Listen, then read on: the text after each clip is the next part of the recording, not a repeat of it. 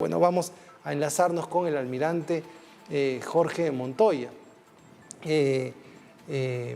Vamos a hablar sobre la situación de la estrategia. Además, el almirante Montoya conduce el bloque En tu Defensa. ¿Cómo está, almirante? Muchas gracias, como siempre, por la amabilidad de atendernos. Buenas noches, Miguel. ¿Qué tal? Gracias por la invitación. ¿Qué tal?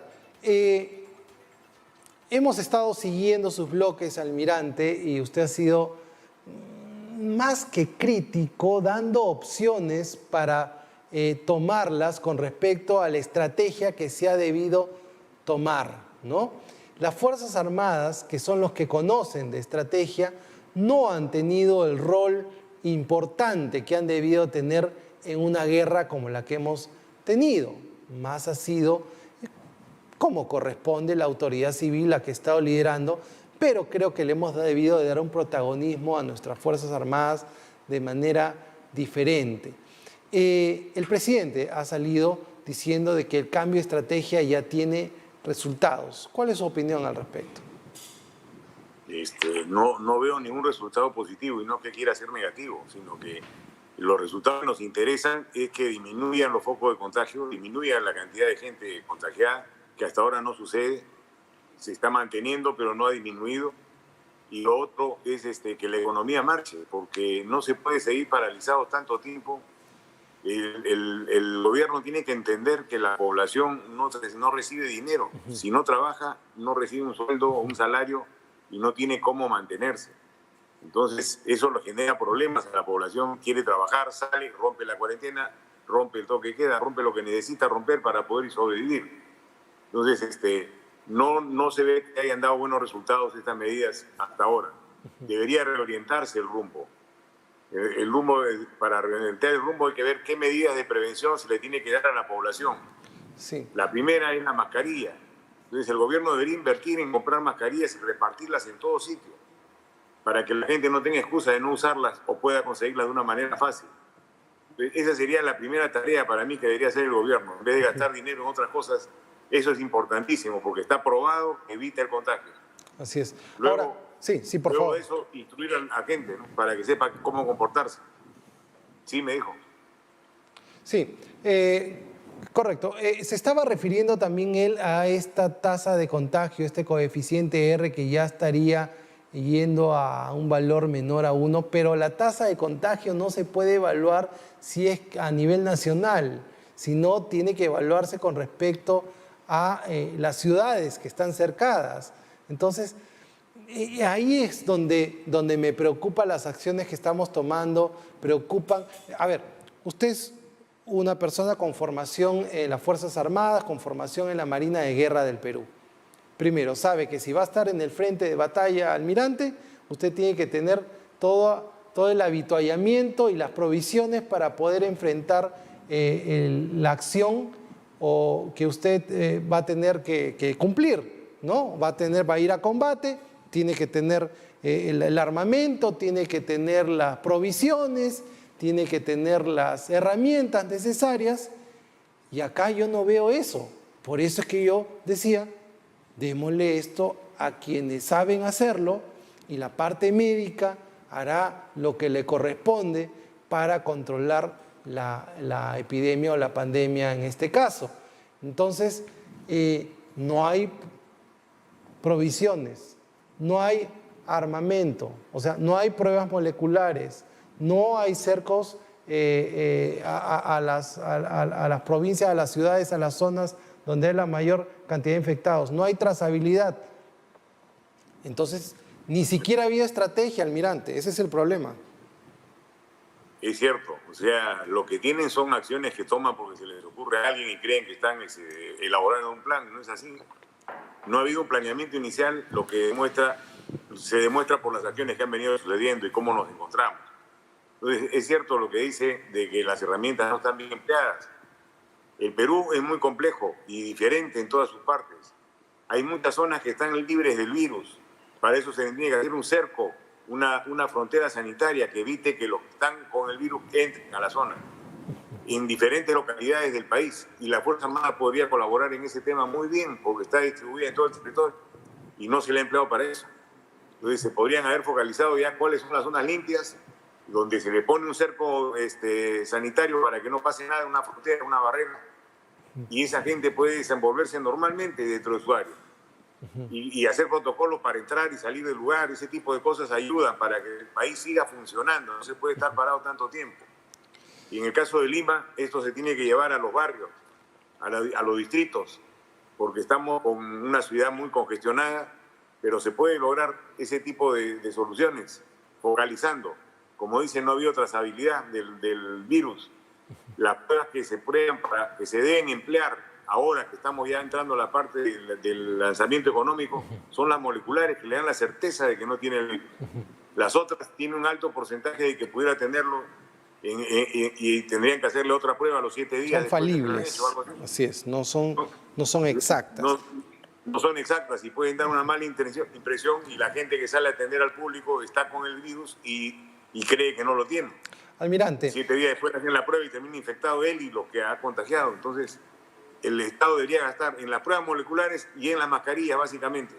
Y ya bajar la cuarentena, bajar el toque de queda y empezar a hacer que el país camine de manera normal, con instrucción adecuada a la gente. A la gente hay que respetarla, hay que enseñarle cómo debe comportarse.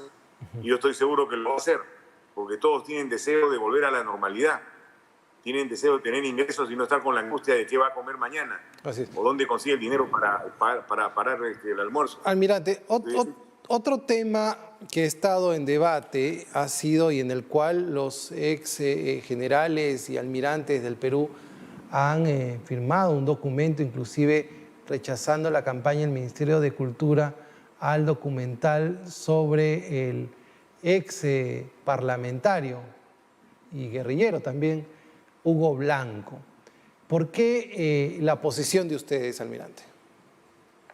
Por una sola situación, que es un asesino convicto y confeso, fue sentenciado por eso, y eso no se puede borrar. Entonces, no se le puede resaltar a la personalidad de un individuo de esa naturaleza con plata del Estado. Eso es inaceptable. Que el Ministerio de Cultura trate de difundir la obra de un asesino me parece lo peor que puede hacer. Es un insulto a la Fuerza Armada y a todo el país, todo lo que hemos sufrido en la etapa del terrorismo.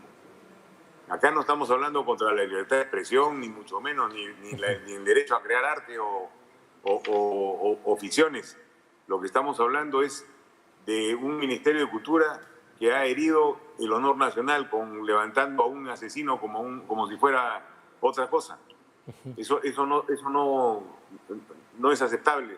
Y la prueba es que se han pronunciado innumerables asociaciones. Ahora, yo quiero entrar un poco más profundo a este tema, porque a mí me sorprendió mucho de un conjunto de personas que se hacen llamar muy demócratas, ¿no?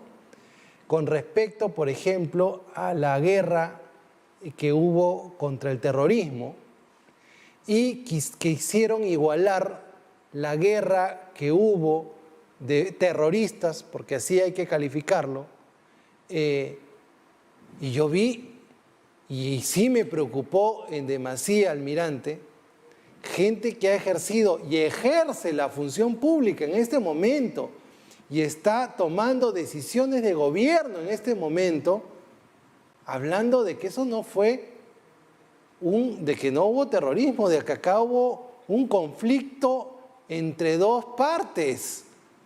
Y yo dije, Dios mío, ¿dónde quedó la historia? ¿Qué pasó, almirante? ¿Qué está pasando en el Perú que está perdiendo su memoria? Acá tenemos que saber leer ese tipo de mensajes. El terrorismo existió, lo hemos combatido, lo hemos sufrido, lo hemos vivido.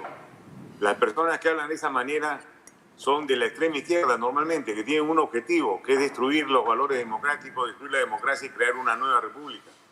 Eso lo tienen en la cabeza y todas sus acciones van dirigidas en ese sentido. Están en todas partes, están dentro del gobierno, están fuera del gobierno, están en las ONG. Ellos han ido creciendo y han ido siguiendo los dictados del Foro de San Pablo, que año a año se reúnen y dan directivas para que estos actúen en sus países. A esos foros asisten gente de acá del Perú también, de los partidos de izquierda, de extrema izquierda sobre todo. Entonces, estas cosas van preparando el terreno para sus fines. Lo que hay que ser claros en esto es que acá no es que ellos van a usar las herramientas de la democracia para destruir la democracia. Simplemente ellos no son parte del sistema. El que no cree en la democracia no es parte del sistema, radical. Y eso tenemos que tenerlo claro. No se les puede estar consiguiendo discutir en el mismo plano, porque no estamos en el mismo plano. Correcto. Bueno, los demócratas tienen una plataforma sobre la cual establecen sus principios que son diferentes a los de los comunistas. Entonces no podemos hablar que estamos en el mismo plano ni discutir de esa manera. Hay que ponerlos a un costado. Esos no deben ser escuchados. Pero el tema ya más allá de si alguien es comunista o no, o creen ideas, son de personas que tomaron las armas para matar a peruanos inocentes, elevando su voz y copiando modelos inclusive que no se aplican a la realidad de este país, y por eso fracasó también, ¿no? Porque lo que hay que decir es que el terrorismo fracasó en el Perú, y no tuvo el eco porque la gente no se sumó a su causa, porque no defendieron al pueblo. Pero sí me preocupa que haya gente en este momento que tenga responsabilidades y funciones de Estado y que estemos en esa situación, almirante. Y yo me he quedado realmente sorprendido de los comentarios que hacen al respecto, públicamente, y no pasa nada. Y hasta donde sé, eso podría ser una apología al terrorismo. Sí, realmente es indignante y hay que estar alerta pues, en estas cosas. Y los medios de comunicación deben saber transmitir la inquietud de la población para que el gobierno corrija. Acaba de presentarse el caso de los médicos cubanos, que el gobierno ha contratado a los médicos cubanos para que vengan acá. Ellos vienen siempre con un grupo de gente que es filtrada para hacer otro tipo de labores proselitistas. Y se sabe porque lo han hecho en otras partes. No es una novedad. El sistema de servicio de inteligencia acá ha funcionado, no ha dado la alerta. O también piensa que deben venir, no lo sé. Pero eso es un peligro. Desde que han llegado han comenzado a hacer actividades que no tienen nada que ver con la de salud. Son 85 integrantes de esa brigada, 50 médicos, 35 enfermeros, que están distribuidos en zonas mineras, no en las zonas más críticas para el virus, sino se han ido a las zonas mineras. Cosa extraña. Y han hecho sus ceremonias de celebraciones de sus héroes hace unos días. Y el Estado, bien gracias, no dice nada. Esa es otra penetración. Pero se si está están produciendo. financiados. Ellos vienen con un propósito político definido.